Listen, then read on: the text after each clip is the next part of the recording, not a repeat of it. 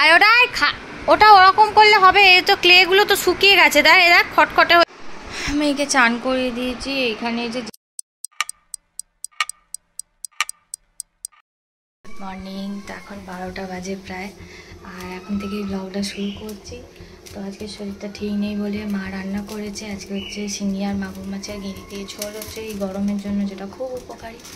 আর আমি করবো হচ্ছে উচ্ছে চচ্চড়ি। যে এখানে উচ্ছে চচ্চড়িটা বসাবো। এখানে এখন রান্না কমপ্লিট হয়ে গেছে।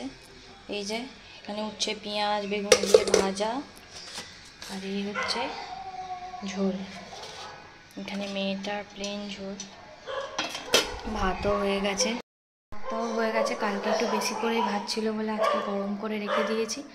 আর বর তো চলে গেছে অফিস, তো আমি খাচ্ছি এটা নিয়ে 4 নম্বর চা। মেয়েটাকে এবার চান করাতে হবে, ভাত খাওয়াবো, তারপর শুয়ে দেবো। মেয়েকে চান করিয়ে দিয়েছি। এখানে যে জামা কাপড়গুলো পরে আছে এখানে সব গোছাতে হবে। সব দেখি দুপুরবেলা একটু এসিটা চালিয়ে বসে বসে সব গোছাবো।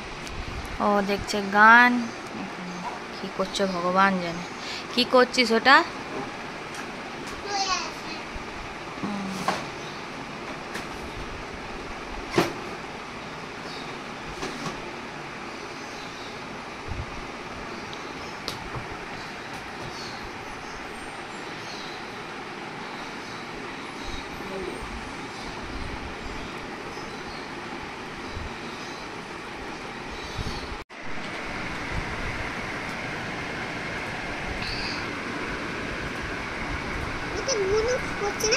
আর ওটা ওরকম করলে হবে। এই তো ক্লেগুলো তো শুকিয়ে গেছে, দেখ দেখ খটখটে হয়ে শুকিয়ে গেছে।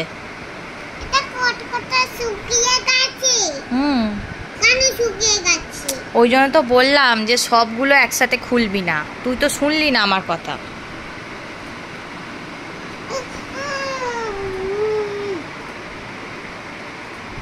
তুই একটু বরং শুয়ে থাক। হ্যাঁ চুপ করে শো তো, উচিটা নিয়ে একটু শো। হ্যাঁ শো তো। শো। আমি পঁদু চাপড়ে দিচ্ছি।